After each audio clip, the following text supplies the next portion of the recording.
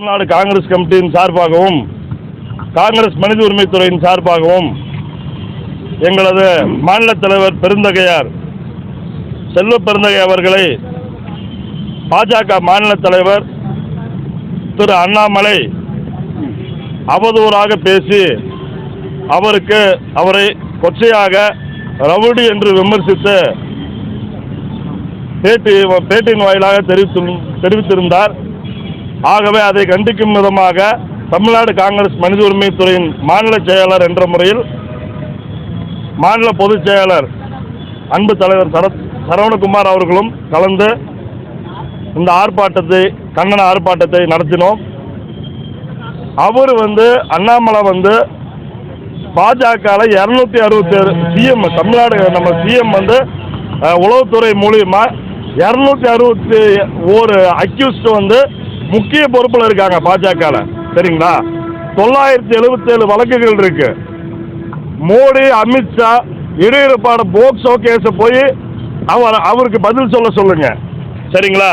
இப்படி ஐபிஎஸ் படிச்சுட்டு அறிவில்லாம திரிகிற அண்ணாமலைக்கு 1வதுலேருந்து படிக்கிறதுக்கு தமிழ்நாடு காங்கிரஸ் கமிட்டி செலவு ஏற்றுக்கும். அவர் படிக்க தயாராக இருந்தால் 1வதுலேருந்து படிக்கிறதுக்கு தமிழ்நாடு காங்கிரஸ் கமிட்டி செலவு எடுத்துக்கோங்கிறது இந்த பேட்டின் வாயிலாக சொல்கிறோம். அவர் தயார் அப்படின்னா படிக்க வைக்கிறதுக்கு தயார். ஏன்னா ஐபிஎஸ் படிச்சுட்டு அவருக்கு அதுக்கு உண்டான அறிவு கிடையாது. யார்கிட்ட எப்படி பேசணும், இந்த விளம்பரத்துக்காக பேசுறது. சரிங்களா? காங்கிரஸ் ஒரு சுதந்திர போராட்ட கட்சி. அதில் பல தியாகிகள் தான் இருந்திருக்கும்.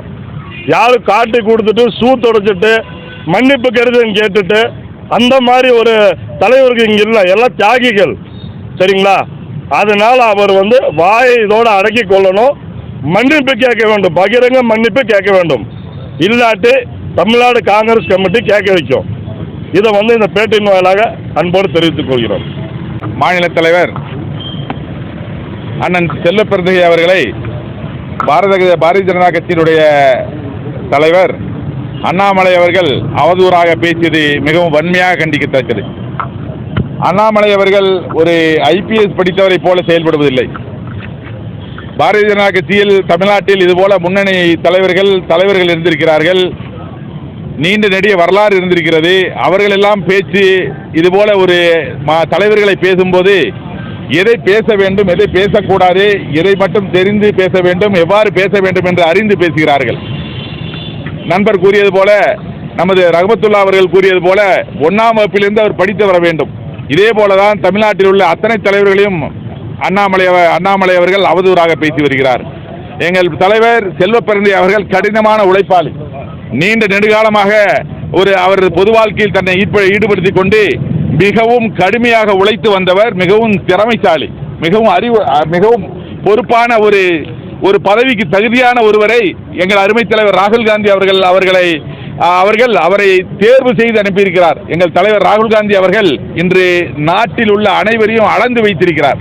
அதே போல இவர்களுடைய தலைவர் மோடி அவர்களையும் அளந்து வைத்திருக்கிறார். அதை நாம் பாராளுமன்றத்தில் கண்கூட பார்த்தோம்.